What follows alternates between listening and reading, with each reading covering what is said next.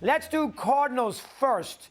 Obviously, they're going to be, locked in that 3 spot. They're not catching the Mets, and they're going to be wrapped up with either the Mets or the Braves in the second round. They're sort of a team that a lot of people don't think will make a lot of noise in postseason play because they don't love their pitching. I'm sure they've heard about that. Everybody talking Mets, Braves, and Dodgers, kind of leaving St. Louis out. You see them more than I do. Let me get your take there first. Go ahead. Yeah, well, first of all, Mad Dog, they admitted the other night they have their eyes set on that number 2 seed. So they're quite a bit behind still, 4.5, 5 games behind on the loss column. But they, have something to play for here. If they get that 2 seed, they get the bye. But let's assume they don't. I agree with you. They need to get their pitching right. Adam Wainwright admitted the other night he's gone through a little bit of a dead arm period. He's coming out of that, pitched well in that historic game, tagging up with Molina for the 325th time. Miles Mikolas last night, though, lost, and he's trying to find himself. Though he's approaching 200 innings, a lot of innings for a guy that's had some injuries. So Wainwright, Mikolas, they really need to find that starting staff, sort of peaking at the right time going into October for them to have a chance. Because remember, they have a pretty devastating lineup. When Pujols is hot, it's even better. But without Pujols, it's still pretty good when you think about Goldschmidt and Arenado possibly 1-2 in the MVP race. So I agree with sort of the people on the outside looking in. They need to get their starting pitching sort of straightened out as they head to October. But they have a shot. Well, the problem that they're going to have if they play the Mets is the Mets are going to throw Scherzer and DeGrom at them.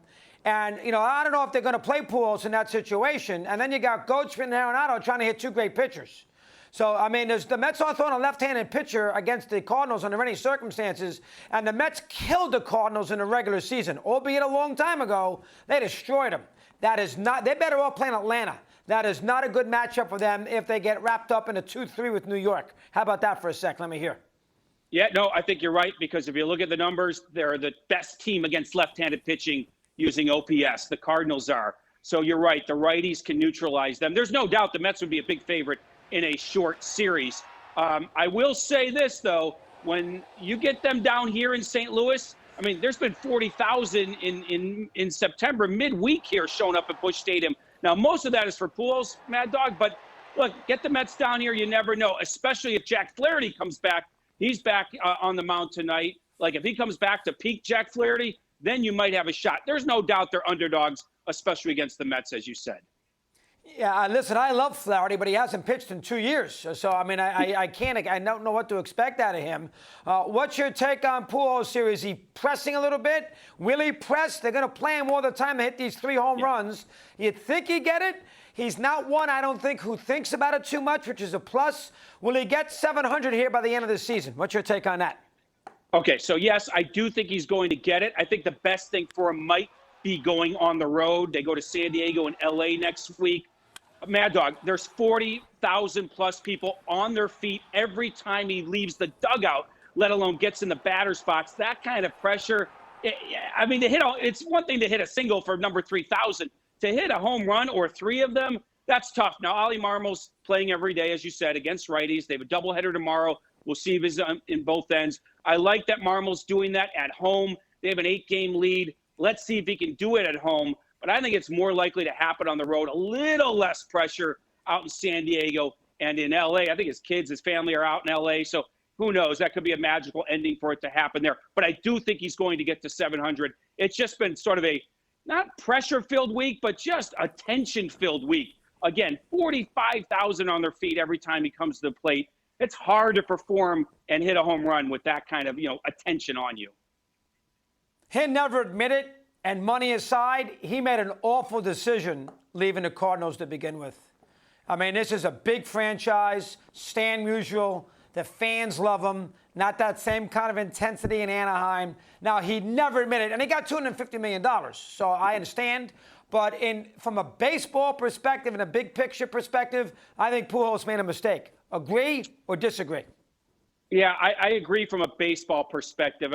They'd have multiple statues of him, not just one, if he had stayed the whole time, because that's how beloved he is in this town. He is synonymous with the Cardinals, even though he spent the decade elsewhere. It's just amazing how he's one of their own after leaving and then now coming back. So, yeah, he probably did, but it's hard to regret it in the moment back then.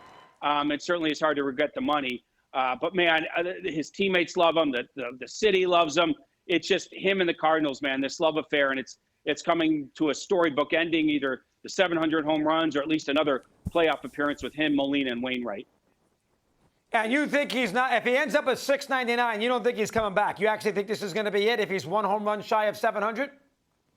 I do think it's it. If he was a different person, he might come back just to hit 700 and then retire. That doesn't seem to be him. I mean, I don't think 700 was really on his mind this year until about 4 weeks ago, right? So I don't think he'll do that just as a gimmick, and I don't think he's coming back for a full season. Always could be wrong about these things, Mad Dog. But no, I think this is it. Look, it's so funny listening to his teammates. They swear that he's not trying to hit home runs. I'm not sure if I completely believe them, but they think he's just going through his normal routine and the homers are coming. But he's pulling a lot of balls. He did an Oppo home run recently. So I do think down the stretch he's going to try to get there. But if he doesn't, he doesn't, and that'll be a career. I'm going to throw cold water on this, too, because nobody cares outside of St. Louis, because nobody knew about Lolich and Bill Freehan.